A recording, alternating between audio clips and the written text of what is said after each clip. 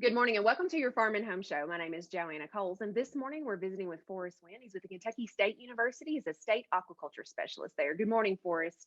Morning, Joanna. Well, I'm glad you're here today because we're going to talk about stocking fish ponds, and now's the time to be doing that. Yeah, it is. Spring fish stocking generally occurs in ponds that are either newly constructed or have been reclaimed and had their fish populations removed. This would be in the case of an established pond or an older pond.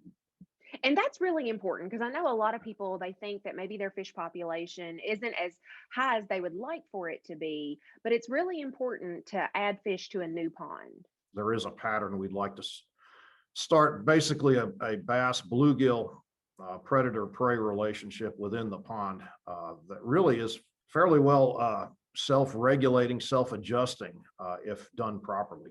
The bluegill are prolific spawners, and they will provide enough food for the bass. The bass can act as a predator and a larger game fish species to fish for. Ideally, we'd like to get bluegill up in the 6-inch range or something along those lines, and largemouth bass in the 1 to 2 pound range at least to provide good fishing. Now, there are some other fish that you can stock optionally. One is a red ear sunfish, a shell cracker, and the other is the channel catfish. But those fish are not necessary for the predator-prey dynamic. And we get really excited and we want these fish, but we probably need to make sure that our pond is of good water quality, and probably is there a depth that we need to be able to grow good fish? You need surprisingly little water to grow fish in. Honestly, I tell people probably 6 or 8 feet because that's where the sunlight penetrates through most of the time. And you can kind of think of your pond as a solar panel or just like a cornfield or anything else. It's dependent on sunlight to produce the plankton, which feeds the basis of the food chain that the fish survive on, particularly the juvenile fish. Now is the time where you can go to your farm dealers where they have the fish trucks to bring those in Right. and get your pond stock. But there are certain numbers that you would need, right? Right. Depending on your pond size.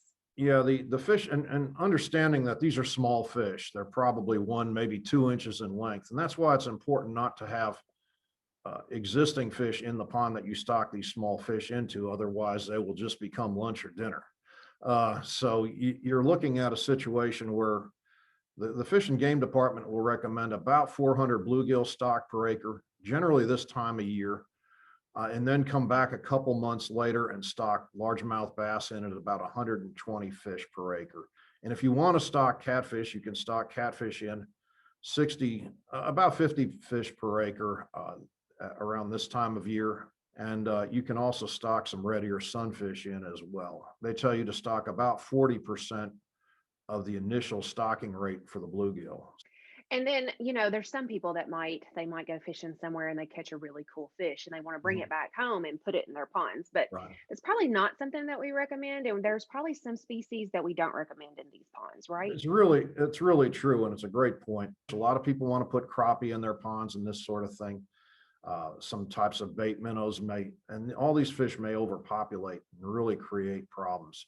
And probably one of the questions we get asked most is, how often do I need to feed? But if your pond is healthy, usually they have enough food created within that system, right? Or do we need to feed? No, that's really true.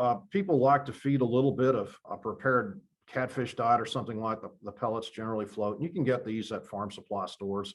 Often they'll just feed a few pounds a night just to watch the fish come up and feed. Now, the catfish will feed. The bluegill will take an artificial pellet. Generally, the largemouth bass won't.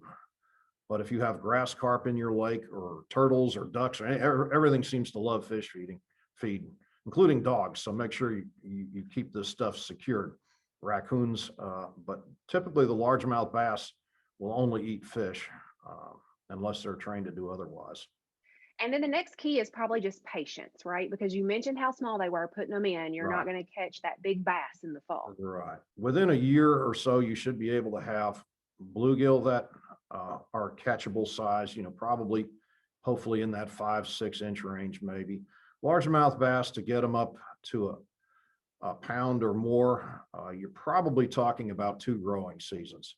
All right, Forrest, we certainly appreciate the information. And if you have questions about stocking your pond, make sure to contact your local extension office. Thanks for watching and have a great day.